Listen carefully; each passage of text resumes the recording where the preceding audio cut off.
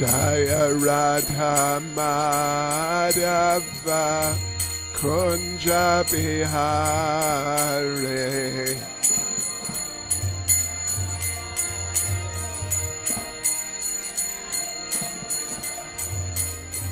Jaya Radha Madhava Kunja Bihari.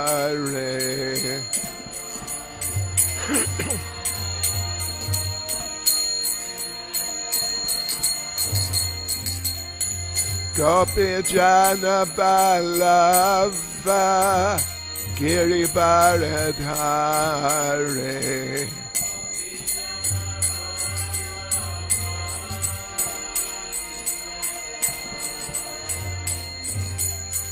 Gopi Jana Balava Giri Baradhari.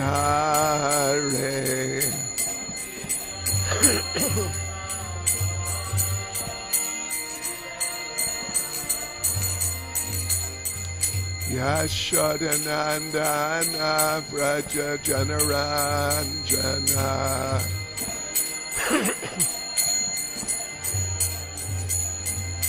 Yashodanandana Vraja Janaranjana.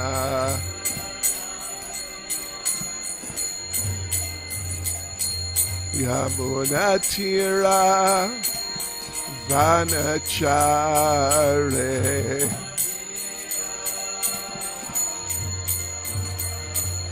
Yamunatira Vanachare.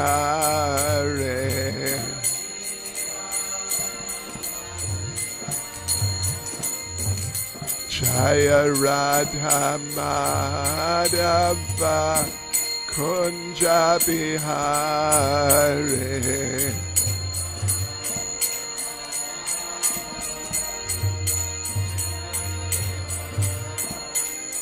Jaya Radha Madhava Kunja Bihari.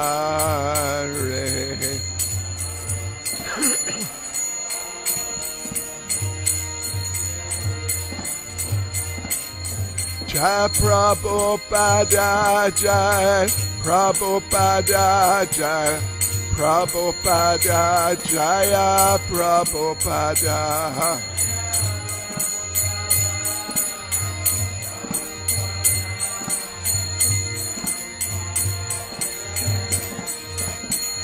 Jaya Prabhupada Jai Prabhupada Jai Prabhupada Jaya Prabhupada.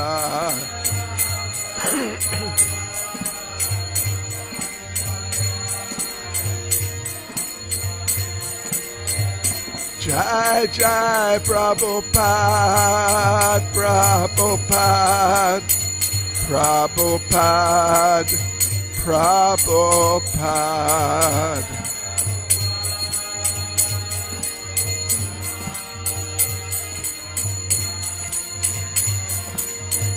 Jai Jai Prabhupada Prabhupada Prabhupada Prabhupada.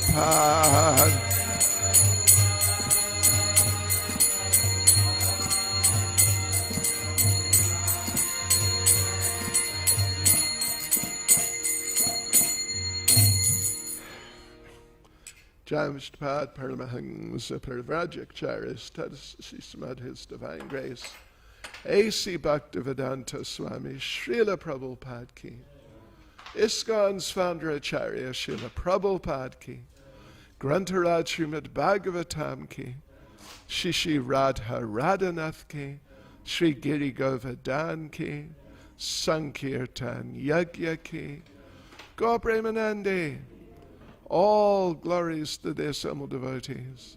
All glories to their Samal devotees. All glories to their Samal devotees. All glories to Sri Guru and Sri Gauranga. All glories to Srila Prabhupada.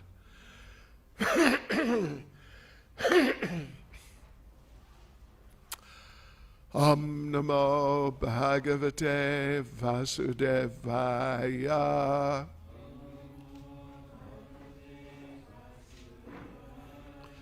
Om Namo Bhagavate Vasudevaya.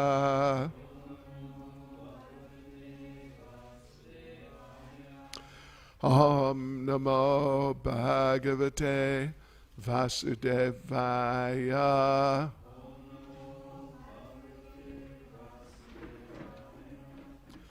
Srimad Bhagavatam, Canto 4, Chapter 2, Daksha curses Lord Shiva, verse 32.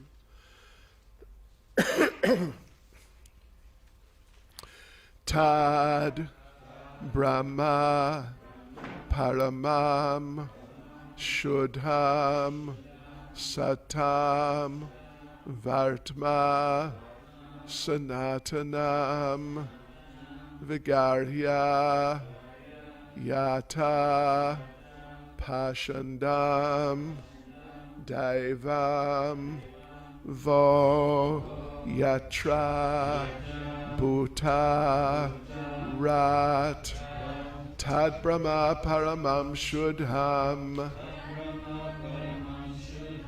Satam Varta Sanatanam Vigarhya Yata Pashandam Daivam Vo Yatra Bhutarat Tad Brahma Paramam Shuddham Satam Vartma Sanatanam Vigarhya Yata Pashandam Daivam Vo Yatra Bhutarat Tad Brahma Paramam Shuddham Satam Vartma Sanatanam Vigarhya Yata Pashandam Daivam Vo Yatra Bhutarat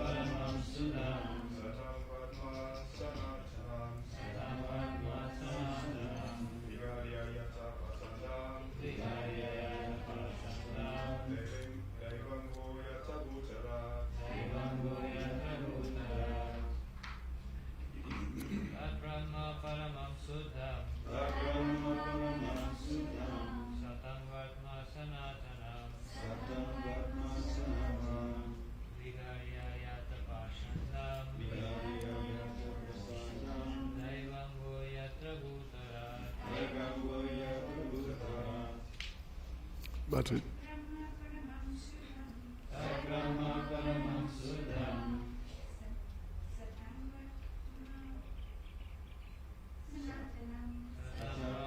Sanatanam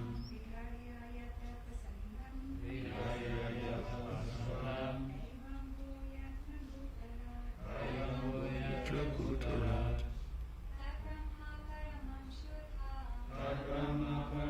Shuddham Sadam Sanatanam Vigarhya Yata Pashandam Daivam Vo Yatra Bhutarat. Mataji's.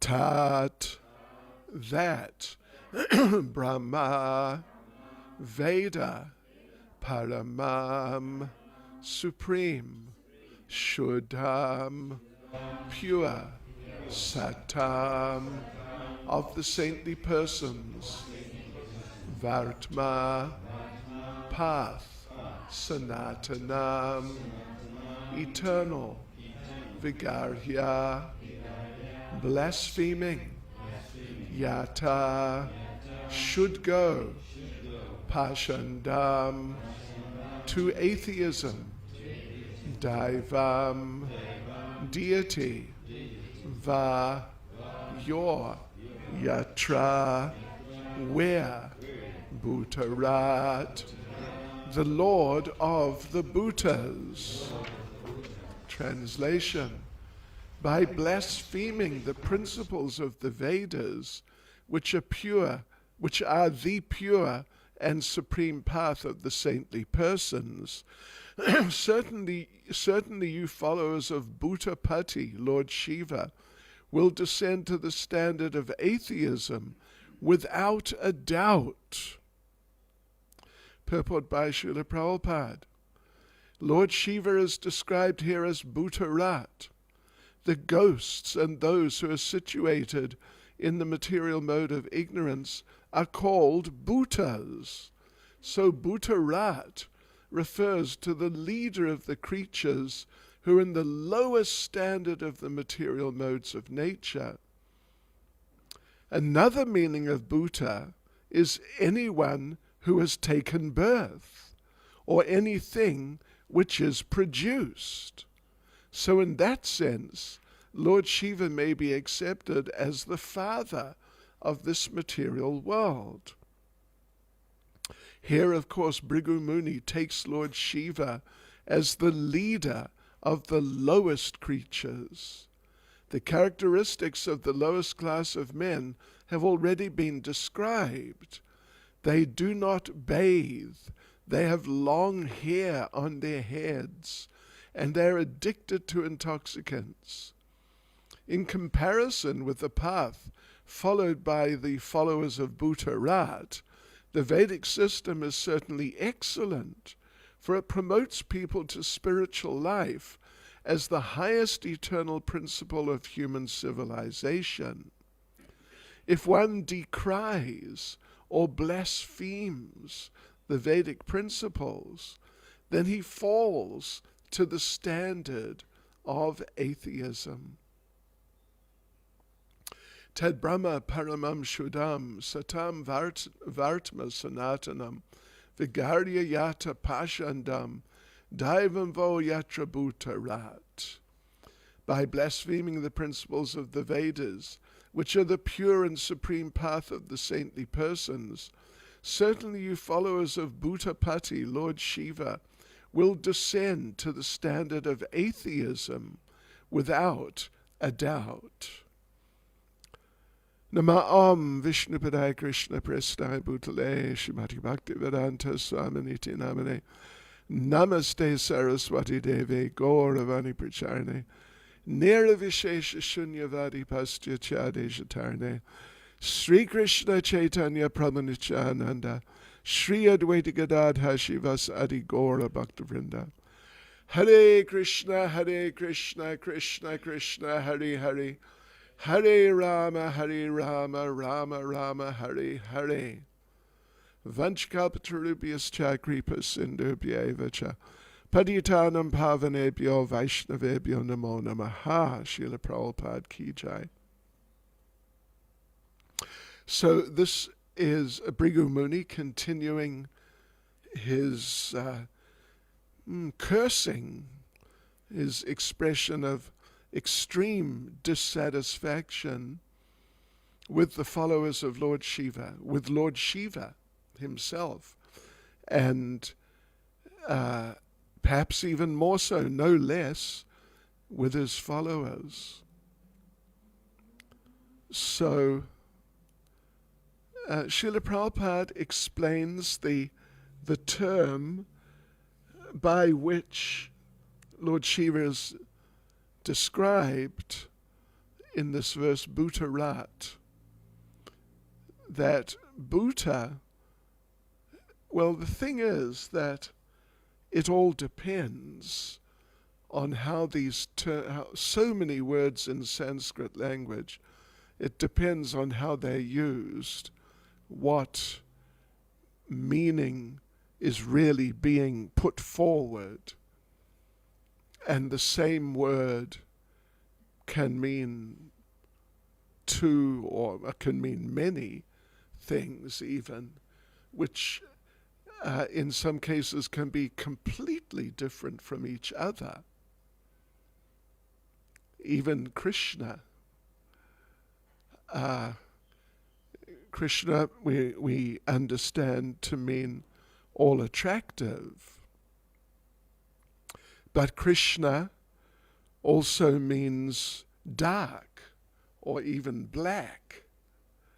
And there's one debate, debate you could say, between the gopis, Srimati Radharani and the gopis, and Lord Krishna himself, in which, actually it's Madhu Mangal, Krishna's funny Brahmin friend. They're debating about who does this Vrindavan forest belong to. And so Madhu Mangal, of course, he's on Krishna's side, and he says, well, look, everybody knows that this Vrindavan forest is known as Krishna Van, which means Krishna's forest. So there you go. Vrindavan is accepted widely as belonging to Krishna. But then perhaps Lalita Devi, who's a very astute and sort of tenacious debater and arguer of points, said, well, wait a minute. Krishnavan, all right, it refers, because the thing is, in some Vedic scriptures, the Vrindavan forest is referred to as Krishnavan. But Krishnavan, she says, can also mean a very dark forest, very, sort of dense forest where there's very little light coming through from the sun. So she sort of almost checkmates Krishna, and Krishna's left. Anyway, it's a long story, but in the end they just gang up on Krishna and surround him and just talk non-stop, a number of gopis. And what can you do if there's a whole lot of people surrounding you just all talking at the same time? Krishna, in fact, was dreaming. And when he got surrounded, first of all, it was just him versus Lalita, and back and forth and back and forth. But then when they all ganged up against Krishna, who was dreaming, did the only thing he could do to solve the problem. You know what that was? He woke up. Yes. But anyway, it's a point that in Sanskrit language, well, in any language really, but Sanskrit language, a lot more than most other languages that I'm aware of, at least, many words can be construed in quite a number of ways. And therefore, the practice of the Mayavadis, of word jugglery, they sort of, you could say, they have something like a field day construing different Vedic standards to mean all sorts of things, but particularly different impersonal things. So that's there. In English, to some degree, it's the same. Not as much, but, there are cases, there are words which are used in different ways. But in Sanskrit particularly, so here, bhuta, this word bhuta, bhutarat means the Lord of the Bhutas.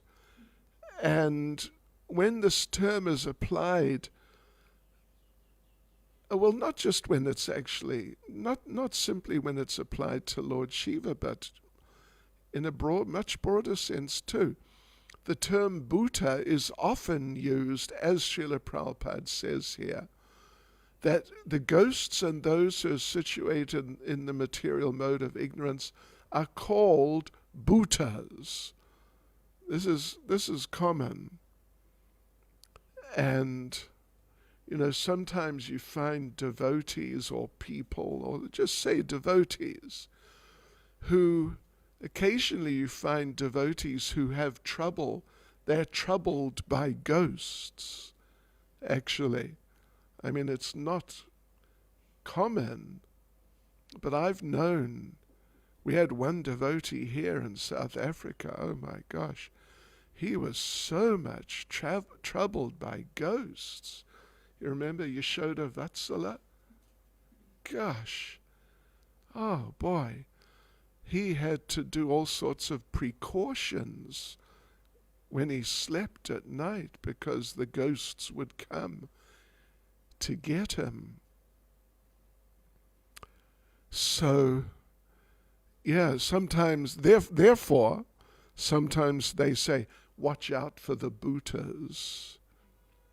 And, Bhuta, Preta, Pishacha, these are Sanskrit terms which are used to describe ghosts or similar such entities, goblin types and all that sort of thing. But in Bhagavad Gita, Lord Krishna says about himself, what is it? Sarva Bhutanam. What's that? Ishvaram Sarva Bhutanam.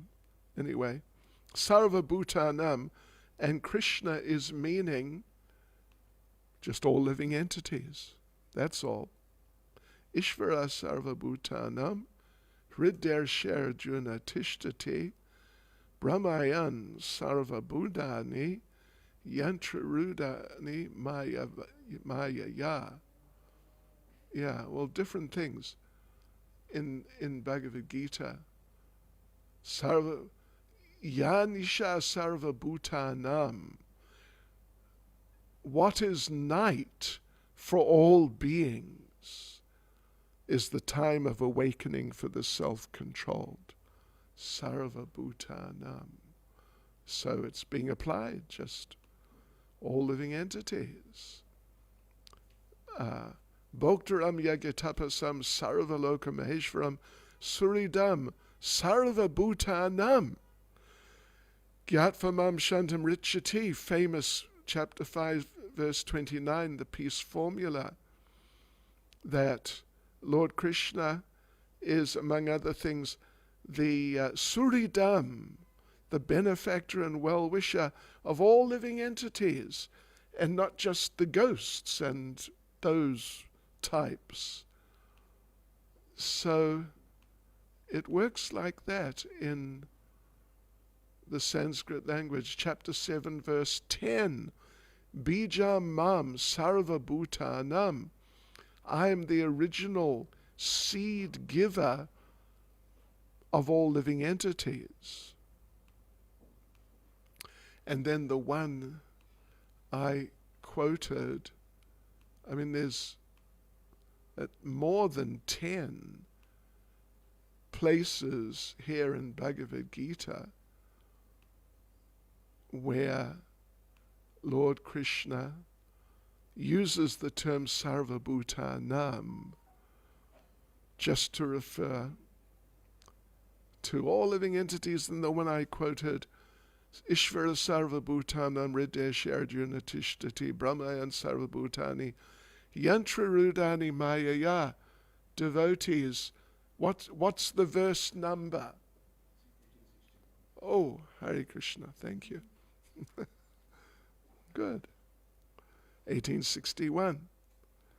Yeah. Ishvara sarvabhutanam hrideshe arjuna tishtati. The Supreme Lord is situated in everyone's heart, O Arjuna, and is directing the wanderings of all living entities, who are seated as on a machine made of the material energy. So, but as we've said and as we see here, the term Bhuta is also used sometimes to refer to those really extremely tamasic living entities like the ghosts and so on, pishachas, pretas, and all these horrible, horrible entities who are just in deep ignorance. And as we've already discussed on a number of occasions, Lord Shiva, he is so kind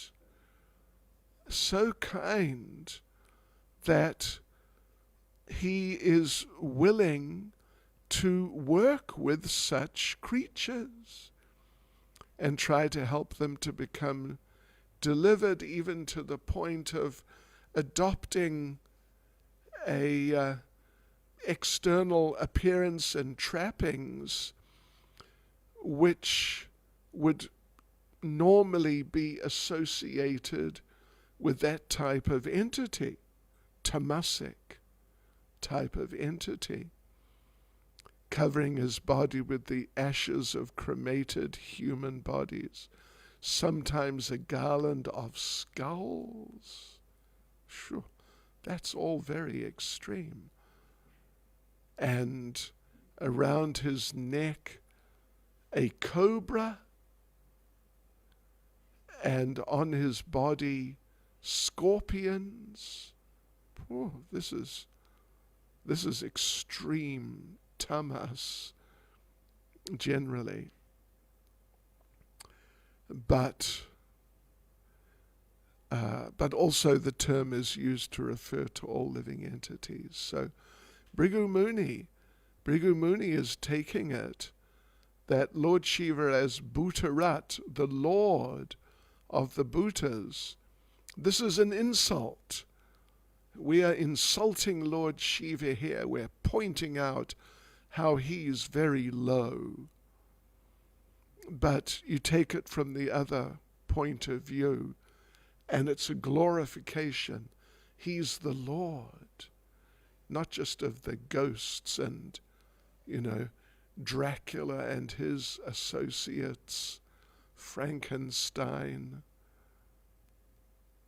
the Triffids, anyway, all these types of entities.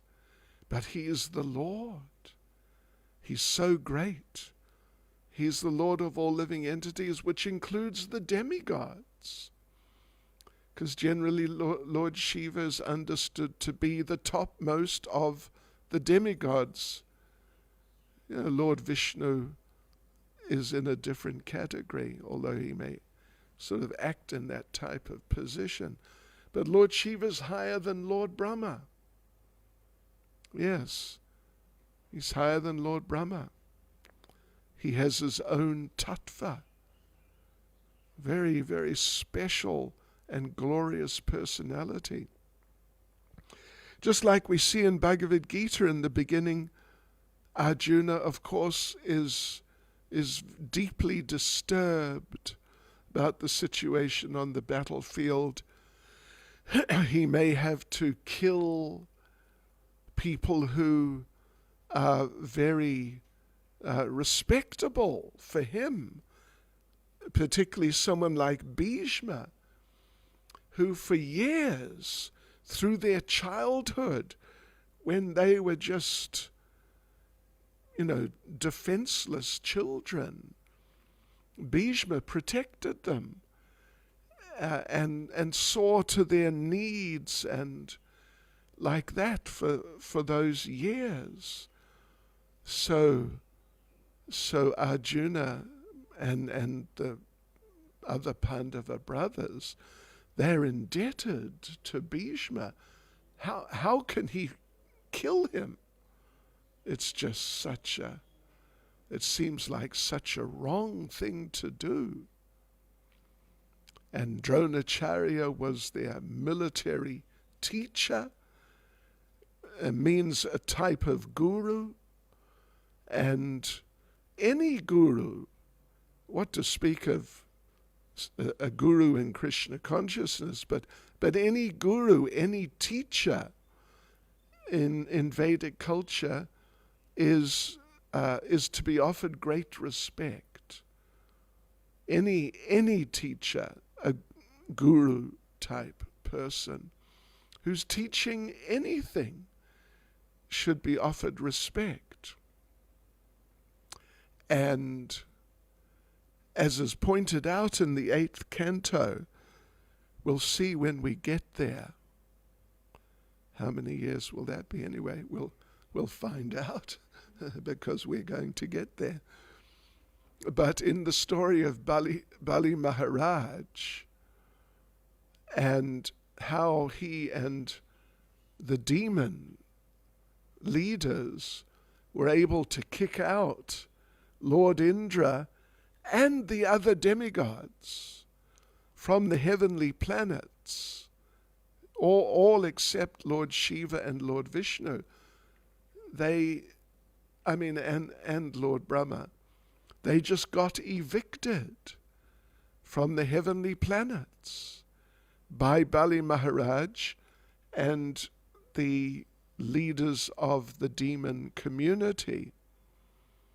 And the understanding, as Prabhupada explains there, it's because on one hand, Bali Maharaj and the other demon leaders, they were extremely respectful to Shukracharya, who was their guru, you could say. Not a Krishna conscious guru, not like that.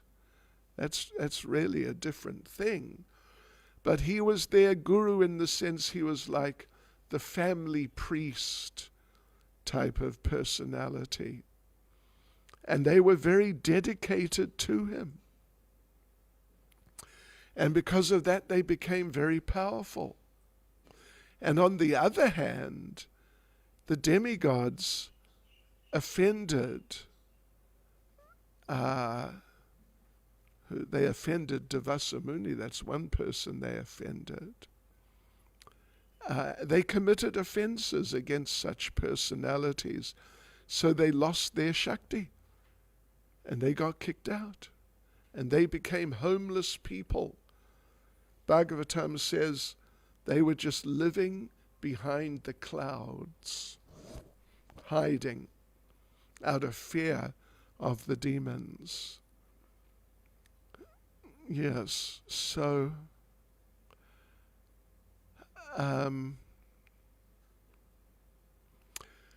in Bhagavad Gita, right at the beginning, Arjuna is disturbed and frustrated, and he doesn't want to fight with these people like Dronacharya, who was his and the Pandava brothers. He was the military guru. Didn't want to fight. And he was initially, as we see, he was refusing, actually. And there's one point, he's discussing with Krishna and telling Krishna, this reason and that reason I don't want to fight. Whereas Krishna's encouraging him to fight in different ways. And depending on the context of the particular verses and what particular points are being made. So Arjuna is addressing Krishna, and Krishna is addressing Arjuna with different names, which mean very specific different things.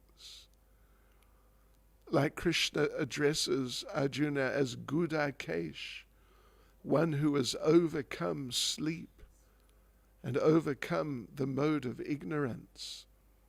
And he uses that term because Arjuna is presenting arguments which are kind of tamasic arguments. So Krishna in this way tells him, listen, you're famous as being a person who is not affected by ignorance. But then at one point when Krishna's encouraging Arjuna to fight, and Arjuna's still protesting, Arjuna addresses Lord Krishna as Janardhan.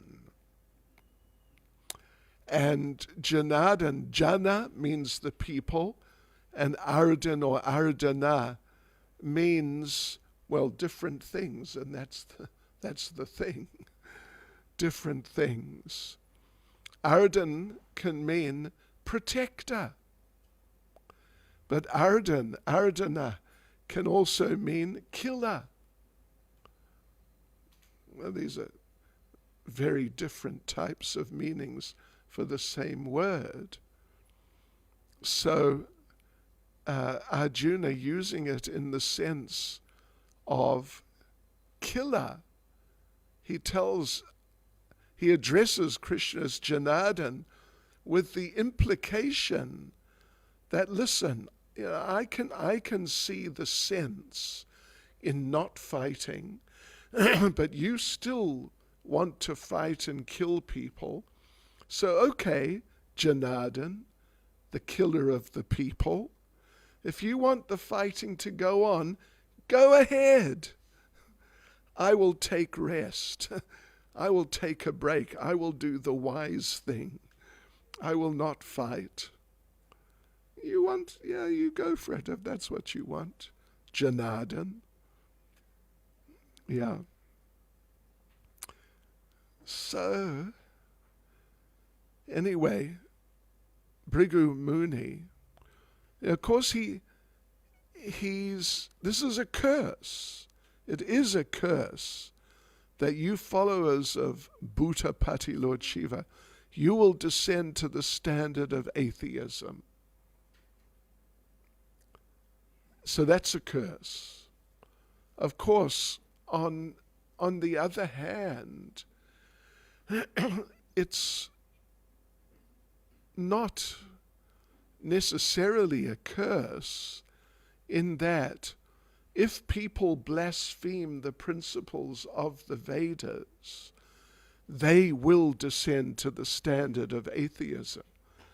They don't need to be cursed to descend to the standards of atheism.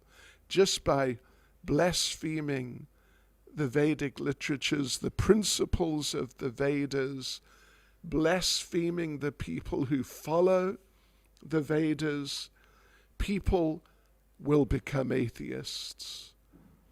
They don't need to be cursed in order to become atheists.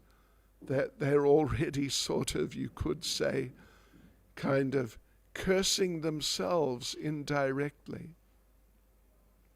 But still it's a fact that if people blaspheme the Vedic literatures and the followers, then that will their consciousness will become undermined, because the Vedic literatures are a type of form of the Supreme Personality of Godhead.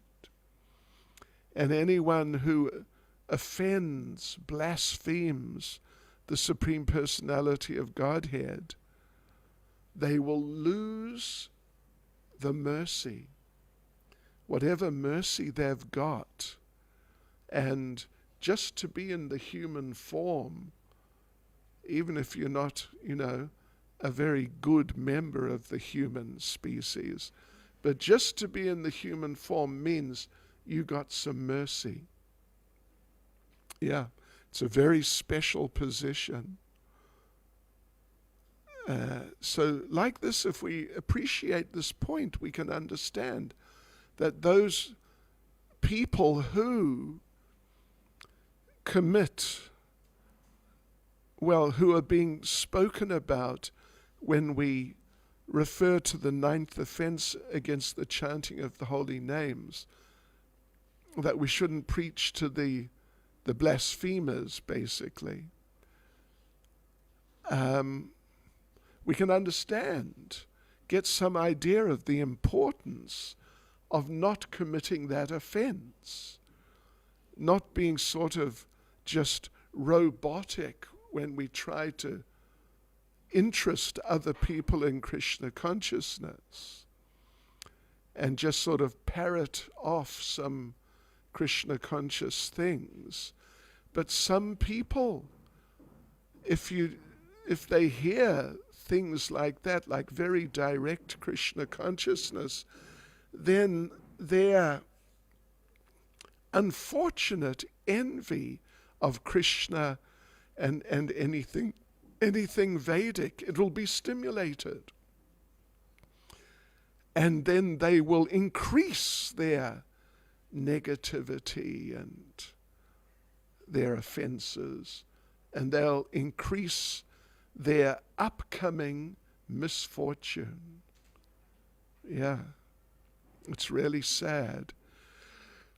So therefore,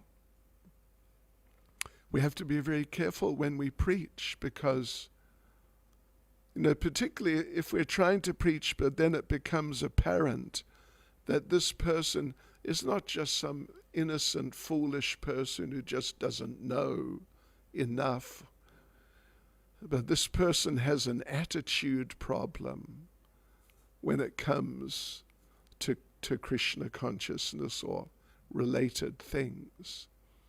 So then we have to be very careful not to increase their offensiveness by our sort of immature attempt at interesting them in Krishna consciousness.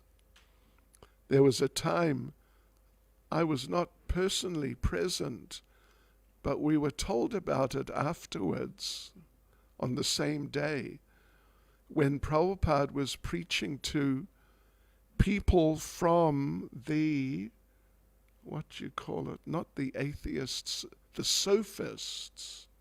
Sophists means like eclectic philosophers. They're just into anything and everything which is philosophical, multidisciplinary philosophers. And Prabhupada started just speaking to them in a way that he would speak to so many people, just presenting some sort of beginning ideas of Krishna consciousness. And the one person interrupted Prabhupada and said, no, we're more atheists, actually. We're not so interested in talking about God. And Srila Prabhupada responded, oh, you're atheists. That's very good. Atheists are more thoughtful, they're more philosophical.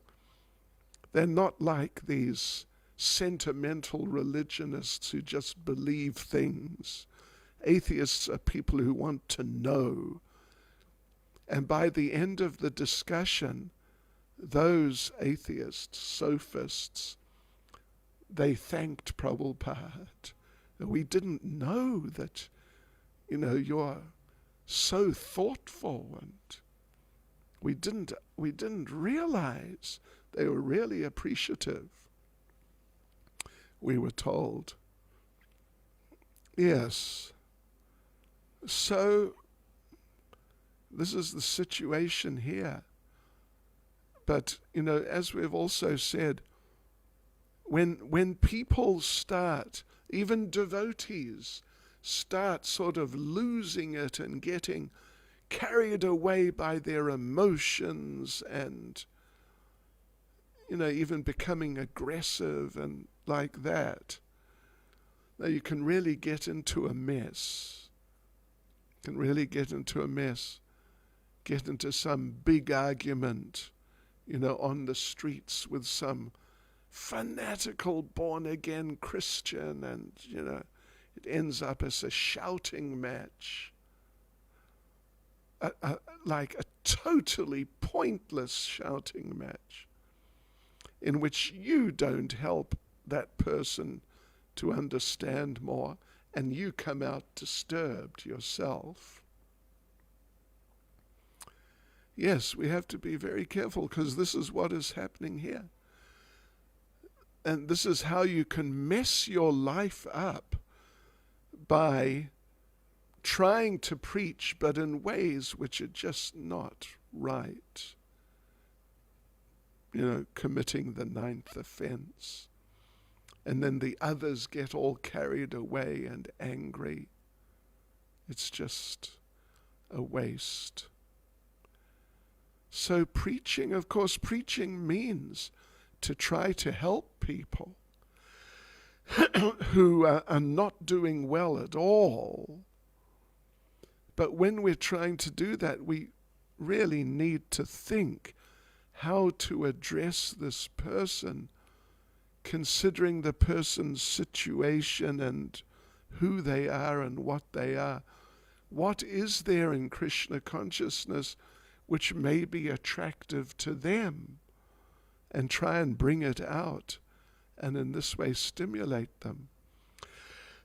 Because Krishna consciousness is dormant in everyone's heart. So ultimately, practically anyone can be brought to Krishna consciousness if you know how to stimulate their dormant Krishna consciousness effectively and sort of work around their nonsense. Just like regarding Lord Nityananda, Srila Prabhupada was speaking to one devotee.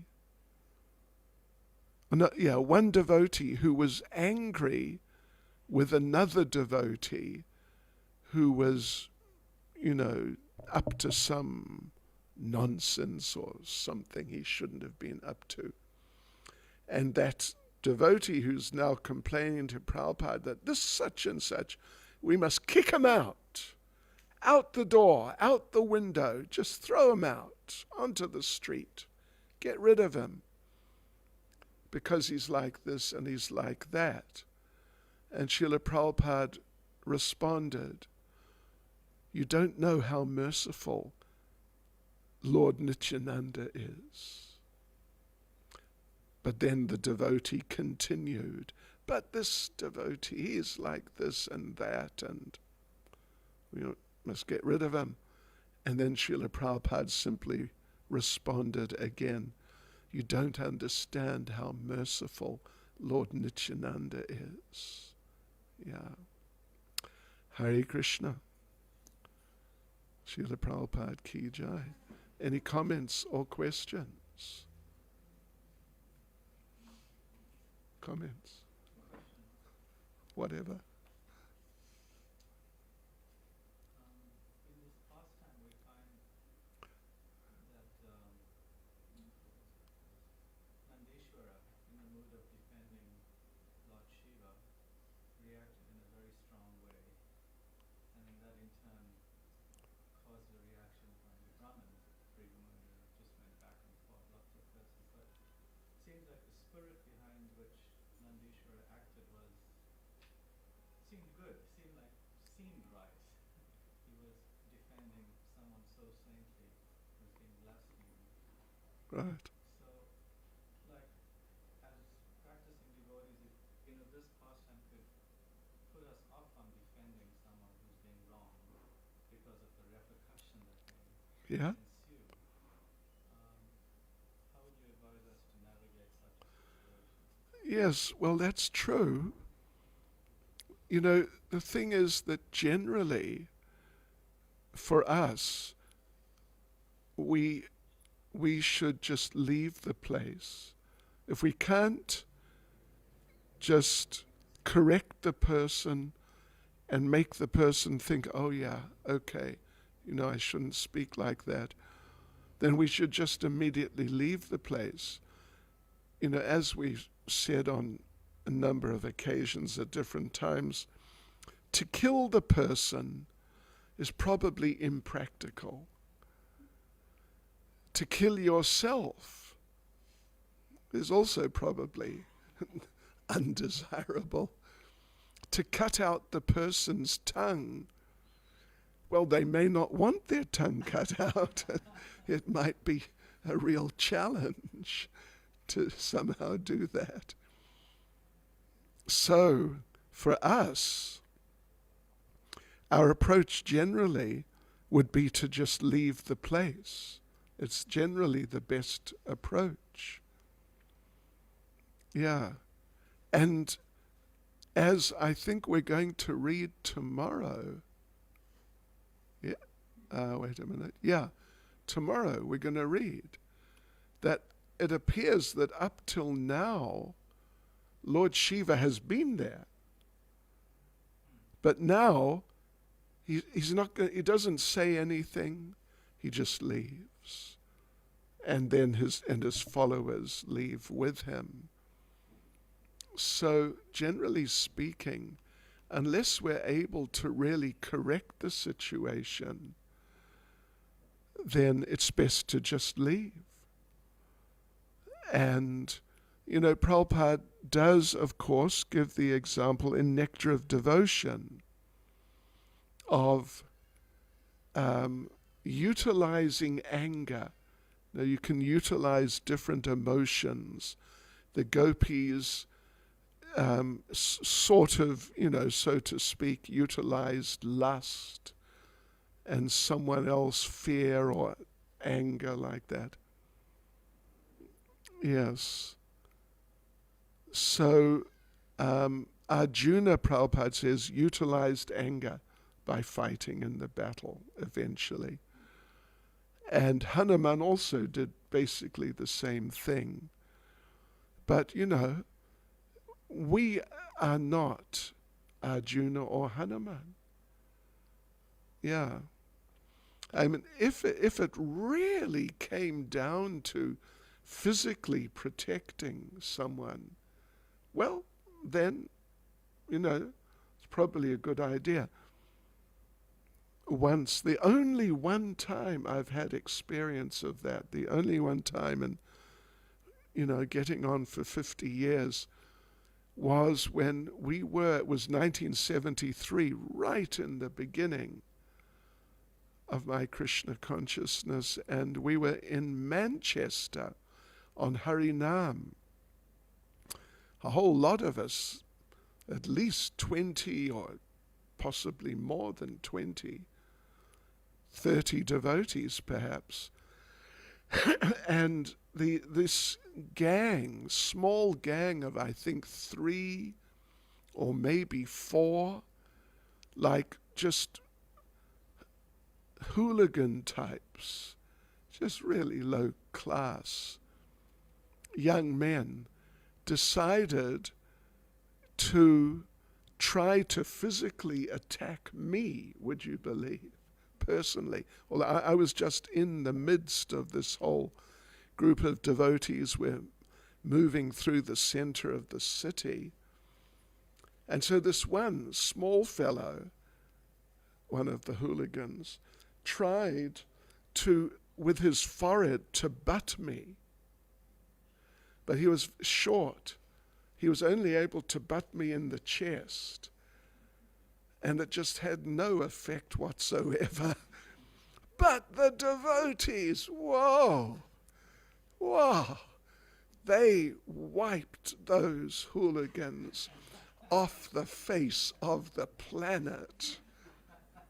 No kidding. And they ended up in hospital. Oh, yeah. particularly this one, I forget who it was, but it might have been Vichitravira, but anyway, one. Yeah, he was playing cartels. So he got hold of the one end and started, spinning the cartel around. I mean, really spinning, and wham! Into this hooligan's head. Pah! And it was, there was just blood everywhere. Oh my gosh. And the others, well, that's what happened. But it's the only one time that I've had personal experience of it happening. Another time we were distributing books somewhere in dhotis and kuritas, as we were doing in those days, and one of our devotees got into an argument with someone, just an argument with words. And in the end, the fellow sort of gave up on the argument and he turned to walk away. And this devotee said to him very strongly, "You're just in Maya." And this fellow sort of looked like, what? Because he didn't know what Maya meant. So, as a general policy, if you can't, if there's no real chance of helping them to see sense, better to just go away. What do you think? I mean, in general, yeah, I agree. I mean, there's a statement we sometimes hear: for evil to prosper, it takes good men to do nothing. At least we should be able to raise it to someone who could do it. Sometimes devotees have this mood: I'm not going to get involved, it's too messy, it's not my business. But there's someone being wrong, there's someone who's being hurt, someone who's dear to Krishna. And if someone who's dear to Krishna is being hurt, you can't just look the other way because it's not my issue. Something in my heart should be moved to do something, at least help the situation, even to another Yeah. person. Well, I'm sure that if there's some physical attack, that it's best to do that. And even in our, I guess in the world today, even in our movement, sometimes people are discriminated against. Right. There's a general mood to call it out. We can't just, like someone being racially abused. We should be anti-racist, not just non-racial. We should be able to say, Prabhu or Mataji, you can't do that. Or raise it to, some Yeah, sure. some Call authority to call the cops. yeah. Some abuser comes, no, that's not my business. I'm look the other way. I mean, that situation caused numerous issues in our movement because we looked away so many times from all Yeah. sorts of abuse, physical, emotional, racial, child. So, yes, true. And particularly if devotees are being abused, particularly, racially abused, then we should definitely do something. And it would just depend what would be appropriate. But it wouldn't be nice to wouldn't be right to just leave it. Yeah.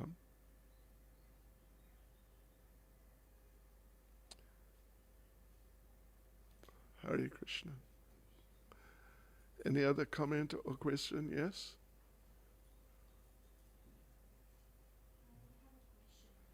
You mentioned that one needs one needs mercy to get a human birth. Yeah. My question is that my understanding was that animals, they can't really accrue karma as such. Animals. Yeah. If it's their nature to be meat eater or so on. So I thought frankly that animal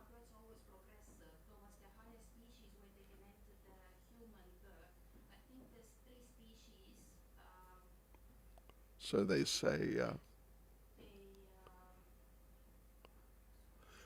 the dogs, the cows, and the lions we hear. Dogs, I thought it was Oh, monkeys, maybe monkeys. that's a detail, yeah.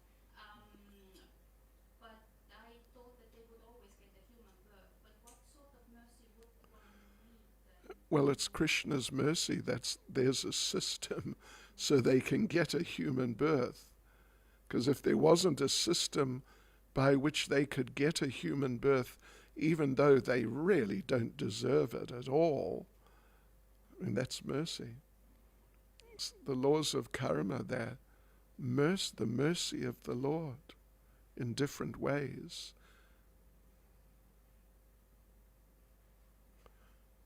Hare Krishna. Oh, another question. Oh, yeah, okay. Maharaj, while preaching, how do we determine the difference between sharing association and accepting association? You know, in very simple terms, sharing, giving, means you're doing the talking, and receiving means they're doing the talking to you.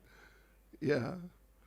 So of course you can't, in a social exchange, to just totally dominate the exchange, you know, maybe it just in bad taste, and people will feel upset that you're trying to sort of browbeat them. So you may have to get into a bit of back and forth, but you can't, or generally it's best not to let them take over the discussion and expound, their almost inevitably wrong understandings of life and everything. Yeah. So I've mentioned before this one devotee, Ganesh, from Australia. He was, and I don't know if he still is, but he definitely was, a really big book distributor. And then he became a householder, and he maintained his family through book distribution. And he would meet people on the street every day, loads of people. And almost inevitably, what he'd do, one of the things he'd do is ask them, what do you do? And they would say, I'm a ... something.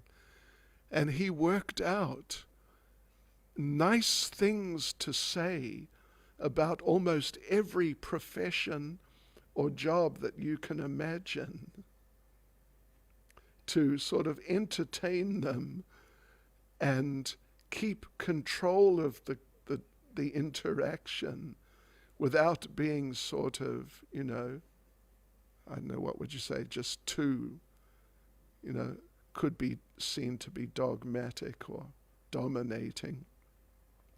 And I remember he was in London years ago, and he told us some of the things that he said to some of the people who had certain occupations.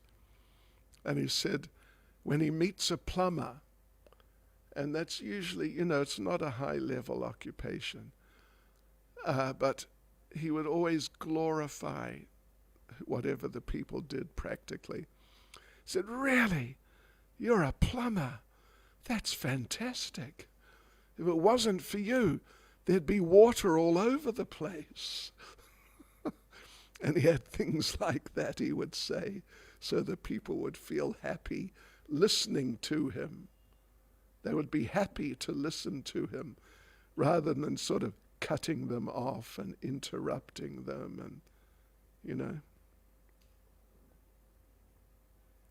sometimes it could be a bit of a strain to try and relate to someone who's favorable, but maybe so interested in so many other things. Well, that's what intelligence is for. Krishna gave you intelligence for dealing with 'not just, one size fits all. but in personal ways, so that people feel nice with you, that you're appreciating them as a person, and you're not just trying to sell them something, that sort of idea. Thank you. Hare Krishna. Well, now, devotees, I have heard a rumor that today is a very auspicious day. Today is the appearance day of one of our devotees.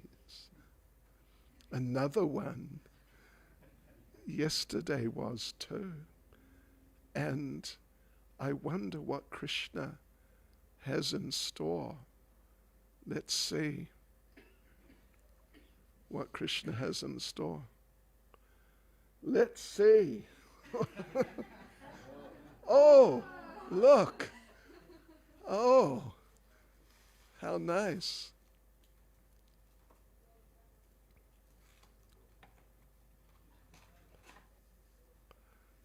Whose birthday is it?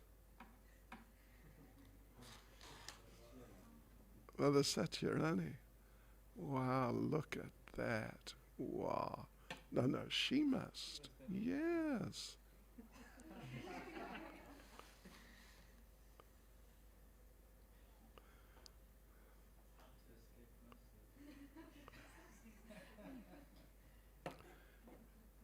And someone must sing the birthday song. There's the knife. Someone sing. To Hare Krishna, to you. Hare Krishna, Satyarani. Hare Krishna, to you.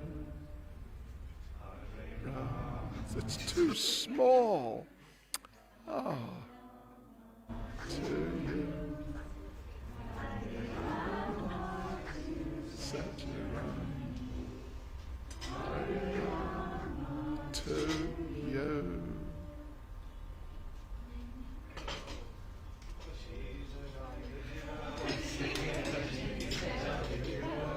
Hey, where you going?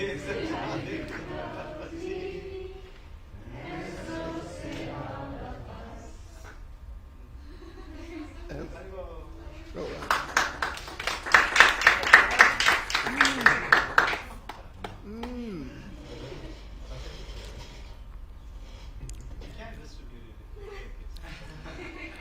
Cake means icing. It's all yours.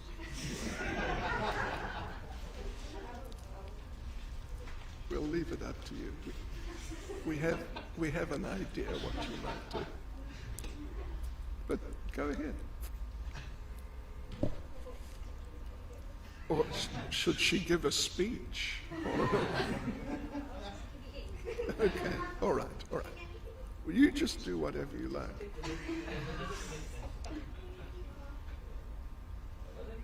It's your birthday. You have to get serious about it.